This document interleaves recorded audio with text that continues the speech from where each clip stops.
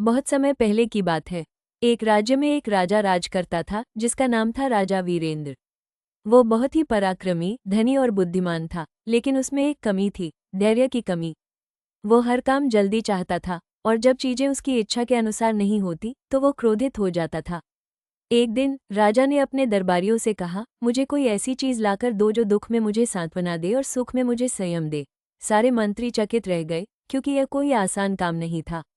मंत्री कई विद्वानों और संतों के पास गए, लेकिन कोई भी ऐसी वस्तु नहीं दे सका जो हर परिस्थिति में काम आए। आखिरकार एक बूढ़ा संत दरबार में आया।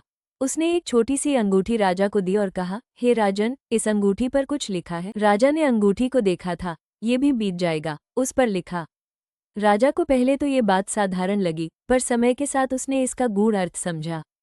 एक बार उसके राज्य पर हमला हुआ। युद्ध में बहुत नुकसान हुआ। राजा दुखी हो गया। तब उसने अंगूठी देखी, ये भी बीत जाएगा। उसने हिम्मत नहीं हारी और युद्ध जीत लिया। कुछ वर्षों बाद एक बड़ा पर्व मनाया जा रहा था। राजा बेहद प्रसन्न था। तभी उसने फिर वही अंगूठी देखी, ये भी बीत जाएगा। उसने अपनी खुशी में भी संयम रखा। धीरे धीरे राजा शांत, धैर्यवान और समझदार हो गया। वो जान चुका था कि न सुख स्थायी है, न दुख। सब कुछ सीखें, जीवन में चाहे सुख हो या दुख, वो स्थायी नहीं होता। अगर हम इस सत्य को समझ जाएं, तो हम कभी घमंड नहीं करेंगे और कभी हार नहीं